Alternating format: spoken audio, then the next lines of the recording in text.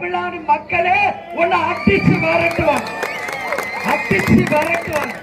இதுல மாற்று கருத்தே கிடையாது. உங்களை பத்தி எல்லாம் நாங்க பேசுறதே கிடையாது. அப்படி இருக்கிறப்ப எதுக்கு பேசுறீங்க? உன்னால முடிஞ்சா உன் வேட்பாளர் என்ன செய்வாங்க, மக்களுக்கு என்ன செய்வீங்கன்றத சொல்லுங்க.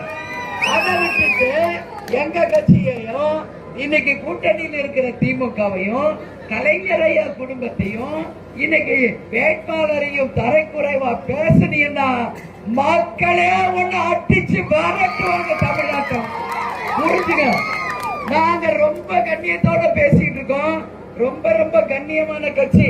அண்ணா சொன்னது போல கண்ணியம், கடமை, கண்ணியம், கட்டுப்பாடோட இந்த கட்சியை கேப்டன் ஒரு ராணுவ கட்டுப்பாடோட வழி நடத்தி இருக்கார்.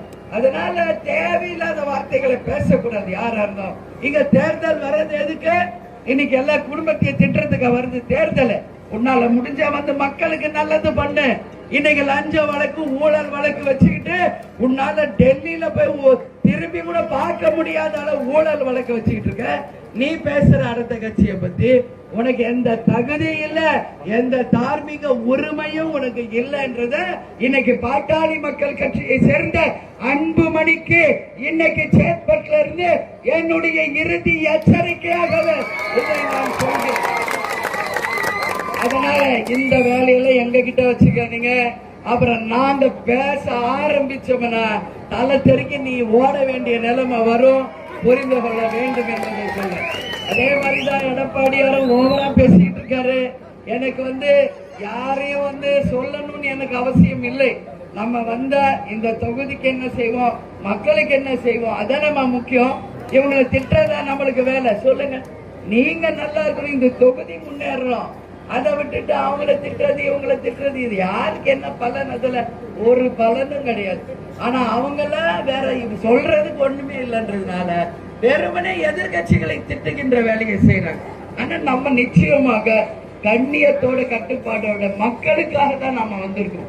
இந்த தொகுதியை முன்னேற்றத்திற்கு தான் வந்திருக்கோம். தேர்தல்கள் வர்றது மக்களுக்கும் தொகுதிக்கும் நல்லது செய்வதற்கு தானே ஒழிய மற்றவங்களை திட்டுறதுக்கோ குறை சொல்றதுக்கோ கிடையாது என்பதை மக்களே உங்கள் வாக்குகள் மூலம் அவங்களுக்கு நீங்கள் புரிய வைக்க வேண்டும் என்பதை இந்த நேரத்தில் உங்களை பார்த்து நான் கேட்டுக்கிறேன். எங்களை பொறுத்தவரைக்கும் எந்த ஜாதியும் இல்லை, எந்த மதமும் இல்ல. எல்லாருமே ஒரே அக்கா தம்பி அண்ணன் தங்கச்சி தான் கேப்டன் எங்களை சொல்லி வழி நடத்தி இருக்கார். அதனால இன்னைக்கு ஜாதி கட்சியை வச்சுக்கிட்டு இங்க தேவையில்லாம ஜாதியை பத்தி பேசுறது, குடும்பத்தை பத்தி பேசுனீங்கன்னா அப்புறம் நாங்க பேச ஆரம்பிச்சா உன் மூஞ்ச எங்க வச்சுக்குவேன்னு தெரியாது. அதனால இதோட அன்புமணி நீங்களும் நிறுத்திக்கங்க, எடப்பாடியாரு இதோட நீங்களும் நிறுத்திக்கங்கன்னு நான் ரொம்ப ரெஸ்பெக்டா சொல்றேன். அதனால நாங்க வந்திருக்கிறது ஓலூர் தொகுதி மக்களுக்கு நல்லது செய்ய, இந்த தொகுதியை முன்னேற்ற, என் அன்பு தாய் குலங்களுக்கு நல்லது செய்ய, இதுக்குதான் நம்ம வந்திருக்கிறோம். நம்ம சரவணன் வெற்றி பெற்றால் உறுதியாக நாங்கள் சொன்ன எல்லா வாக்குறுதியும் உங்களுக்கு நிறைவேற்றுவோம். 8000 ரூபாய் கூப்பன் உடனே வரும். மாதம் 2000 ரூபாய்